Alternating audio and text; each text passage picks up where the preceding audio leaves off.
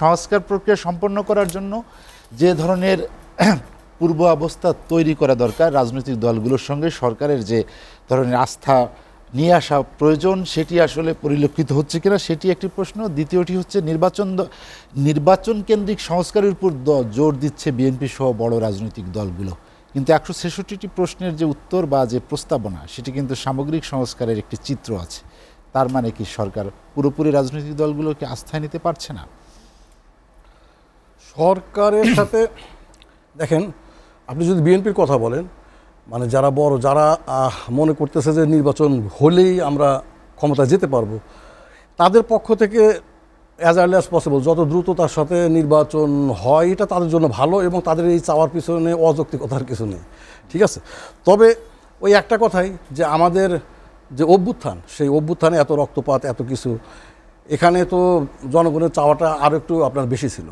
নির্বাচনের আগেও একটা যেটা বললো যে 166টা যে পয়েন্ট সংস্কারের জন্য নির্ধারণ করছে, পুরাটা তো সংস্কার করতে গেলে বেশ কয়েক বছর লেগে যাবে, ঠিক আছে। কিন্তু একটা ন্যূনতম পরিমাণ একটা সংস্কার বা আমাদের রাষ্ট্রীয় কাঠামো, আমরা গত এতগুলো বছর স্বাধীনতার পর থেকে এই যে আওয়ামী, বিএনপি বলেন, তারপর জাতীয় পার্টি বলেন, এদেরকে দিয়ে শাসিত হওয়ার পরে যে সিস্টেমে আমরা শাসিত হয়ে আসছিলাম, কোনো পরিবর্তন তো তেমন হয় নাই। যে আপনার মক্কায় যায় সেই আপনার মনে করেন হয়ে যায়, ঠিক আছে, হাজির হয়ে যায়, মানে যে আপনার ক্ষমতায় বসে সেই আপনার মনে করেন যে তাদের মতো করে আপনার চালায়। তো এইটার একটা পরিবর্তন জনগণের মধ্যে ছিল না, তা না, ছিল।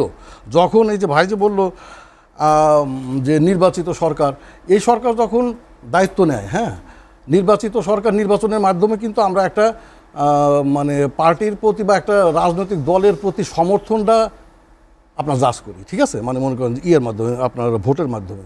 কিন্তু এই সরকারটা যখন আপনার ক্ষমতা নেয় বা গঠিত হয়, তখন কিন্তু বাংলাদেশের আপামর সবাই তাকে আপনার সমর্থন দিচ্ছিল, এর মধ্যে নো ডাউট, ঠিক আছে। কিন্তু এখন কিন্তু এই সরকারের আপনি যদি জরিপ চালান যে কোনো পদ্ধতিতে, সেই অবস্থানটা নাই। এটা কিন্তু এটার পিছনে সরকার যত যাই বলুক, মানে আওয়ামী লীগ বলেন, অমক বলেন, ফ্যাসিবাদ বলেন, বলেন, মূল দোষটা কিন্তু আপনার সরকারের ঘাড়ে গিয়েই পড়বে। কারণ যেগুলো হওয়ার কথা, আপনি যেগুলো বলতেছেন, এগুলো তো হওয়ার কথা আমরা জানি, তাহলে সেগুলো ধরেই আপনার কর্মকাণ্ড পরিচালনা করাটা দরকার ছিল। আজকে যদি সরকারের গ্রহণযোগ্যতাটা ওই প্রথম দিককার মতো থাকতো, তাহলে আমি যেটা বলতেছি, এই যে রাজনৈতিক দলগুলোর যে চাপাচাপি বা সংস্কার ছাড়া ন্যূনতম সংস্কার করে নির্বাচন, এইটা ধোপে টিকতো না, ঠিক আছে। সমস্যা হচ্ছে কি, সরকারের নিজস্ব খুঁটিটাই আপনার দুর্বল হয়ে গেছে।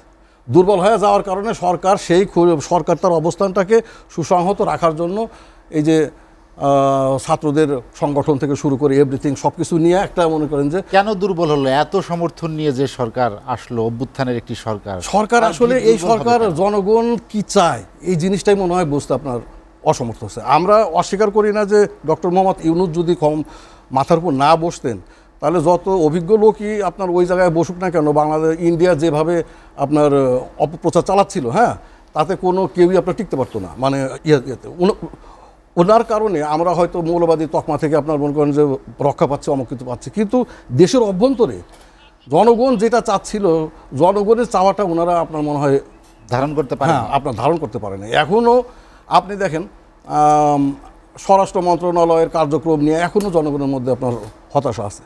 একটা জিনিস দেখেন, একটা কিন্তু আপনার সাধুবাদ, কিন্তু আমরা যেরকম সমালোচনা করি, আবার সাধুবাদ দিতেও একটু কার্পণ্য করি। আজকে কিন্তু বাণিজ্য মন্ত্রণালয়ের একজনকে আপনার সাধুবাদ দেওয়া যেতেই পারে।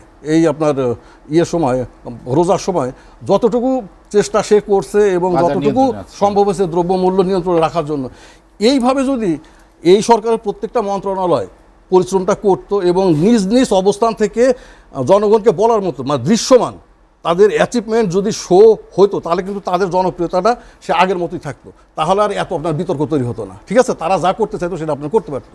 আজকে আইন শৃঙ্খলা পরিস্থিতির অবনতি নিয়ে এখনও সমালোচনা হচ্ছে, স্বাস্থ্য খাত বলেন, অমুক খাত বলেন, কোন খাতটাতে আমি যদি তুলনামূলক চিত্র ধরি, এই বাণিজ্য মন্ত্রণালয়ের সাথে তুলনা করলে কোন খাতটা আপনার দৃশ্যমান আপনার মনে করেন একটা আপনার মনে করেন জনগণের মধ্যে আপনার প্রভাব তৈরি করতে পারে নাই।